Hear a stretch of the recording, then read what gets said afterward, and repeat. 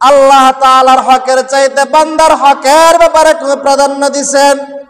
হাদিসের ইবারতে এমনই বুঝায়, আপনার বিবি ঘরের মধ্যে সমস্যা আছে, এশারের নামাজের সময় হয়েছে, যদি আপনি আপনার বিবির সাথে এই মুহূর্তে ঘরের মধ্যে না থাকেন, আপনার বিবির বিপদ করতে পারে, আপনার বিবির ইজ্জতের উপরে হামলা হতে পারে, অথবা শারীরিক কোনো অসুস্থতার কারণে আপনি যদি আপনার বিবির কাছ থেকে চলে আসেন, তাহলে আপনার বিবির মরণাপন্ন অবস্থায় হতে পারে। সুতরাং এশারের নামাজ একটু পরেও পড়া যাবে। ওই সময়ে আল্লাহ রব্বুল আলামিন বলেন, বান্দা আমার হুকুমটা তুমি একটু পরে পালন করো, আগে আমার বান্দার হক তুমি আদায় করো। জোরে বলেন সুবহানাল্লাহ। বান্দার হকের ব্যাপারে আল্লাহ তাআলা নিজের হক ছেড়ে দিয়েছেন, যে বান্দার হক পরিপূর্ণভাবে আদায় করতে হবে।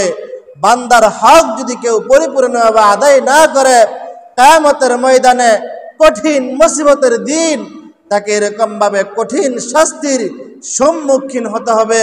শুধু বান্দা আল্লাহ তাআলা বান্দার হকের ব্যাপারে নিজের হক ছেড়ে দেন, আল্লাহ তাআলার হাবিব বান্দার হকের ব্যাপারে নিজের হক ছেড়ে দেন। যেমন হাদিসের মধ্যে আসছে, ওয়াইসুল করনি নামক একজন পাগল ছিল, আল্লাহ তাআলার হাবিবকে অনেক মহব্বত করত।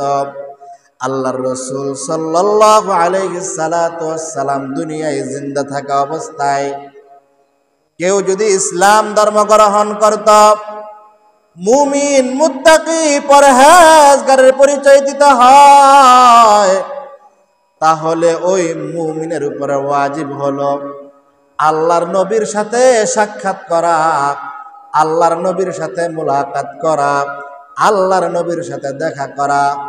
ওয়াইসুল করনি ওনার মা অসুস্থ অবস্থায় ছিল। ওয়াইসুল করনি চিঠির মধ্যে লেখছে, ও আল্লাহর হাবিব,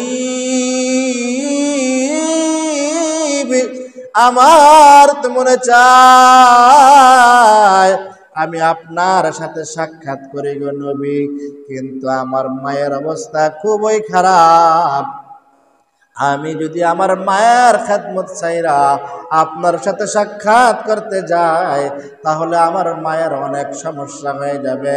আল্লাহর পয়গম্বর ডাক দিয়া বলেন, ও ওয়াইসুল করনি, না না, তুমি আমার সাক্ষাতের চাইতে, আমার সাথে সাক্ষাতের চাইতে তুমি তোমার মায়ের খেদমত করা অনেক উত্তম। করে বলেন সুবহানাল্লাহ। তাহলে নবীর সাথে একজন মুমিনের দেখা করা যখন ওয়াজিব হয়ে যায়, নবী নিজের এরকম নিজের হক ছাড়িয়ে দিছে, আগে বান্দার হক পরিপূর্ণভাবে আদায় করতে হবে। ভাইরা আমার,